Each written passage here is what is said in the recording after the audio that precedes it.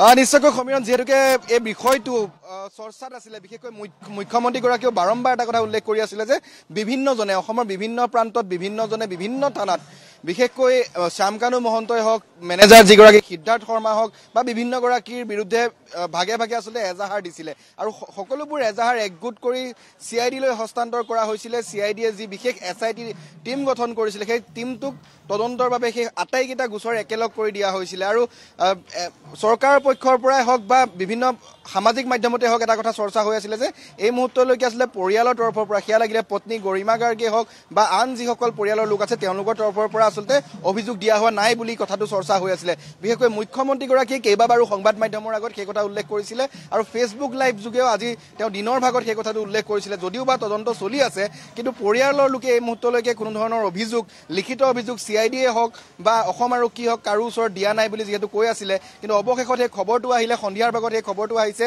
CID কাৰ্যালয়ৰ পৰা সেই খবৰটো আহিছে যে মেইল যোগে পৰিয়ালৰ তৰফৰ পৰা বিশেষ অভিযোগ দিয়া হৈছে। যিহেতু আজিৰ তাৰিখতো আমি ঘৰখনৰ যদি পৰিৱেশটো দেখুৱাওঁ বিভিন্ন মুহূৰ্তত আমি ঘৰখনৰ পৰিৱেশটো দেখুৱাই আছো। আজিও অজস্ৰ গুণমুগ্ধ অজস্ৰজন লোকে আহি ভিৰ কৰি আছে। বৰ্তমান সময়ত নাম কীৰ্তন চলি আছে ঘৰত। গতিকে এই মুহূৰ্তত ঘৰৰ পৰা বিশেষকৈ তেওঁৰ পত্নী গৰিমা গাৰ্গ হওক বা বাকীসকল সদস্য থানাত বা CID অফিচত যোৱাটো যিহেতুকে তেওঁলোকৰ বাবে কিছু তেনেধৰণৰ সেই দিশটো চাই কিছু অসুবিধা সেয়ে তেওঁলোকে মেইল যোগে আজিৰ তাৰিখত CID অফিচলৈ এটা লিখিত অভিযোগ বা কমপ্লেইন দিছে। কাইলৈ বা পৰহিলৈ সম্ভৱতঃ কাইলৈ দিনটোত যিমান দূৰ আমাৰ হাতলৈ খবৰ আহিছে আমি যিমানখিনি পৰিয়ালৰ সৈতে কথা পাতি খবৰ পাইছোঁ যে কাইলৈৰ দিনটোত তেওঁলোকে নিজেই গৈ CID অফিচত লিখিত যিখন কাগজ আকাৰৰ যি অভিযোগ সেয়া দিব। কিন্তু বৰ্তমান ডিজিটেল আকাৰে মেইল যোগে সেই অভিযোগ দিয়া হৈছে।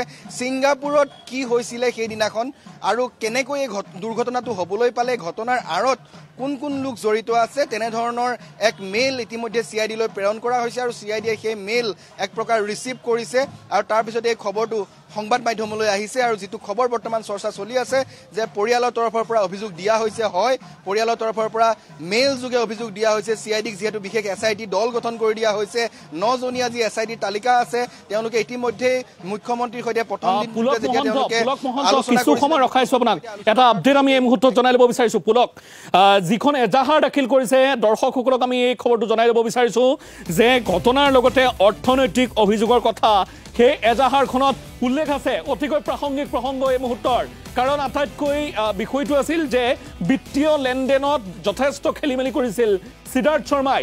এই বিষয়টোক লৈ পৰিয়ালৰ লোকৰ বিষয়ে অৱগত নাছিল নেকি এনেধৰণৰ বিষয়েও বৰ্তমান সমাজত চৰ্চালৈ আহিছিল। কিন্তু এই মুহূৰ্তত পৰিয়াল সৰব হৈছে। পৰিয়ালে ঘটনাৰ লগতে অৰ্থনৈতিক অভিযোগৰ কথা উল্লেখ কৰি এজাহাৰখন দাখিল কৰিছে। পুনৰ পুলক আপোনাৰ কাষলৈ গৈছো। নিশ্চয়কৈ সমীৰণ তিনিগৰাকী ব্যক্তিয়ে মেইল যোগে সেই অভিযোগটো দিছে। পত্নী গৰিমা শইকীয়া গাৰ্গ, তাৰ সমান্তৰালকৈ জুবিন গাৰ্গৰ যিগৰাকী খুৰাক আৰু ভনীয়েক যিগৰাকী তেওঁৰ ভনীয়েক আছিলে পমি গাৰ্গ। গতিকে তিনিগৰাকীয়ে মেইল যোগে অভিযোগটো দিছে আৰু ইতিমধ্যে আমি উল্লেখ কৰিছোঁ যে সমগ্ৰ ঘটনা তদন্ত লগতে যিখিনি অৰ্থনৈতিক প্ৰসংগ বিশেষকৈ কপিৰাইট বা যি জুবিন গাৰ্গৰ যি শেহতীয়া আয় বা কিমান ধন আচলতে আছিলে ক'ত কেনেকৈ খৰচ হৈছিলে সকলোবিলাক বিত্তীয় লেনদেন সাঙুৰি তেওঁলোকে এক প্ৰকাৰ ন্যায় বিচাৰিছে আৰু সেই ন্যায় বিচাৰি মেইল যোগে ইতিমধ্যে CID-ত সেই লিখিত অভিযোগ দিছে। ঘৰৰ তিনিগৰাকী ব্যক্তি আমি উল্লেখ কৰিছোঁ পত্নী গৰিমা শইকীয়া গাৰ্গ, তাৰ সমান্তৰালকৈ তেওঁ খুৰাক আৰু তেওঁ যিগৰাকী ভনীয়েক আছে তিনিগৰাকী লোকে মেইল যোগে অভিযোগ দিছে আৰু অভিযোগত খুবেই স্পষ্টকৈ এই কথাটো লিখিছে যে ছিংগাপুৰত কেনেকৈ সেই ঘটনাটো সংঘটিত হৈছিলে সেই ঘটনাৰ তদন্ত লাগে।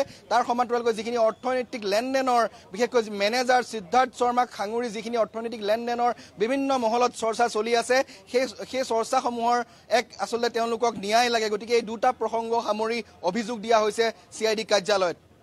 হয়, নিশ্চিতভাৱে পুলক এই মুহূৰ্তত আপোনাক ধন্যবাদ জনাইছোঁ। এই মুহূৰ্তত আমি দৰ্শকসকলৰ জ্ঞাতাৰ্থে আমি জনাব বিচাৰিছোঁ সেইসমূহ খবৰ যিহেতু বৰ্তমান সময়ছোৱাত জুবিন গাৰ্গৰ মৃত্যুৰ প্ৰসংগক লৈ প্ৰত্যেকগৰাকী লোক যথেষ্ট শোকত ম্ৰিয়মান।